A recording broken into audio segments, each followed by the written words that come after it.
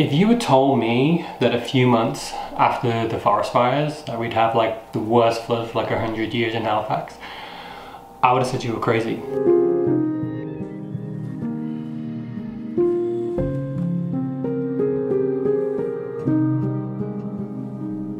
So a week ago from today, there was heavy torrential rains throughout Halifax. There was large flooding throughout the city. Bedford and Sackville were the worst hit. Tragically, there were fatalities, and that's a heartbreaking story, and my thoughts and feelings go out to the families affected.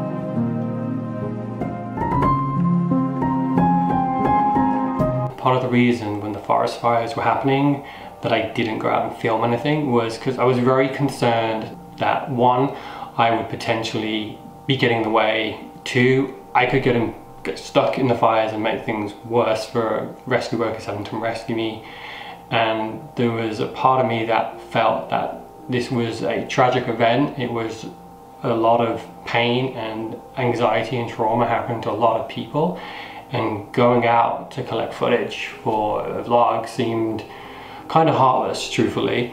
So it's not something I was prepared to do, and the same happened with the floods. It happened very close to where I live actually, and my main priority was making sure that Gina and I were safe, making sure that my parents' property was okay, and just staying out of the way. I mean, there was an emergency notice put in place and we were told to stay off the road, so that's what I did. Just going and filming these events when you've got tragedies happening, people are experiencing not only an incredibly scary event, but something that is going to linger for months, if not years, to fix some of the damage there, and just going out for the sake of filming it to kind of show the drama. It's never sit right with me, so I didn't film it for that reason.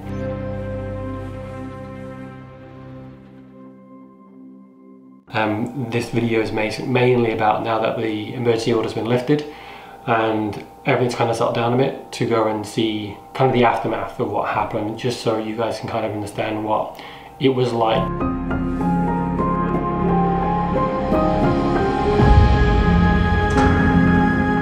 So like I said, not too far away from where I live is the Bedford Highway.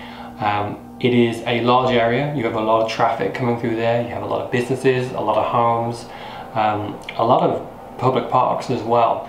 Nestled along the Sackville River, and with all the heavy rain, the river effectively burst its banks. We've seen it kind of burst its banks a few times in the past, but this blocked the entire Bedford Highway, and they had to shut the Bedford Highway down. The flooding got so bad that some of the railway lines washed away. Even our office building, 3 floors of it flooded, including the basement.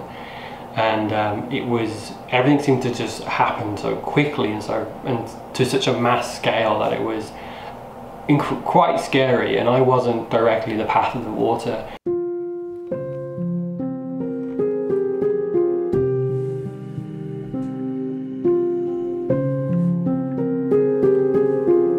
Down by Hatchery Park, which for those of you that are regular subscribers and watch a lot of my content know that I've literally made a video called My Favourite Place to Be, and it's that park. That park has been severely damaged. There's a bench I usually sit on when I make these vlogs, and I think it is either currently face down in the river in half, or the back has been blown off it, depending on which one it is, because the park is in such bad shape that I can't kind of pinpoint where everything is that I normally see. And that was really sad to see, because there's a lot of history in that park, and for a lot of people, you know, that's where they go when it's Remembrance Day. That's where they went to go and get married. And one of the things that jumped out at me during the forest fires and now during the floods was just the amount of people that are losing memories, whether it be from damage to their properties and photo albums and pictures, or places that are significant for them because that's where a life event happened. Like Gina and I, our engagement pictures were taken at Dewolf Park and up at Hemlock Ravine Park.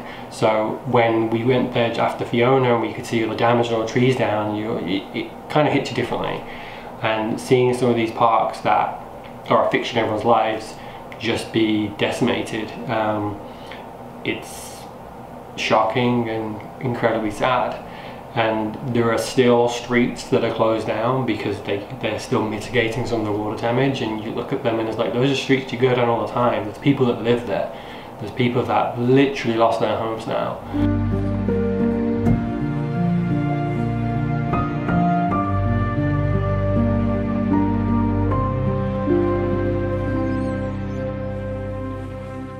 I mean, there was points when highway intersections were flooded and people were having to abandon their cars because the water was so high up. The cars stalled out, or they run the risk of getting trapped in their cars. Bedford Place Mall, which you can see in that drone footage, they had to send a boat crew in to rescue people out of that building. I'd never experienced anything like that in my life, and I wasn't even in that situation. So it's really hard to wrap your head around.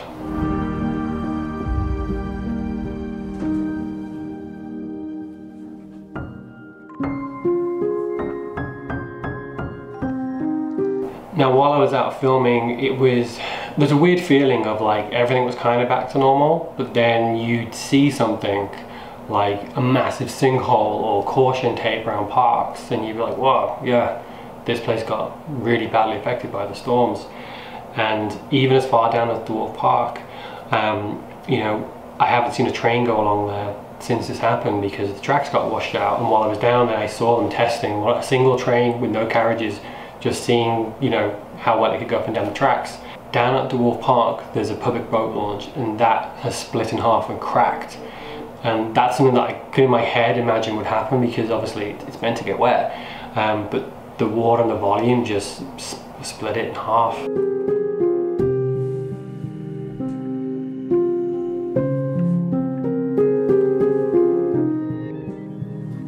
The biggest takeaway I got from making this video and getting that footage was realizing how, even though I was semi-close to what was happening and it affected me because it's in my area, I don't think I will ever fully comprehend what it was like being in the direct path of that water, and the decisions people were having to make and the choices people were having to make, and just the things they were having to deal with and face. And I think that is incredibly scary. And I think for a lot of the first responders and the people that were out there trying to do their absolute best to save people's properties, get people to safety, you know, again, having had an emergency service that was run round the clock during significant forest fires, there's a lot of things to be grateful for, and the people that put themselves at risk to help others are probably those people that need that extra support and that extra thank you for everything that you do. Again, we're sitting at pulls together, and I know we're going to pull together now, but I think we just need to be patient, we need to be understanding, and we just really need to stick together and do what Haligonians do, which is help and be kind. Hopefully all of you are staying safe. Hopefully if you were affected directly by the floods, you're okay and you're safe and you can get through this next bit as easy as you can. I know the next few months are going to be challenging for all of us, but we're a community and we will help each other.